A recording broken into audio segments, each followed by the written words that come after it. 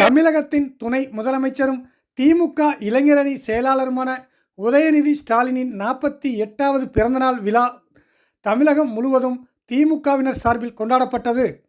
அதன் ஒரு பகுதியாக புதுக்கோட்டை மாவட்டத்தின் பல்வேறு பகுதிகளில் திமுக சார்பில் திமுக கட்சி கொடியேற்றுவது, நலத்திட்ட உதவிகள் வழங்குவது, பொதுமக்களுக்கு இனிப்புகள் வழங்குவது என பிறந்தநாள் விழா கொண்டாடப்பட்டு வருகிறது.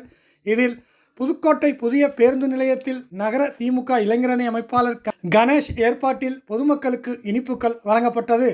இதில் புதுக்கோட்டை மாநகராட்சி மேயர் திலகவதி செந்தில், முன்னாள் சட்டமன்ற உறுப்பினர் கவிதை பித்தன் ஆகியோர் சிறப்பு அழைப்பாளராக கலந்து கொண்டனர். இந்நிகழ்ச்சியில் திமுக மாநில, மாவட்ட, நகர நிர்வாகிகள் பலரும் கலந்து கொண்டனர்.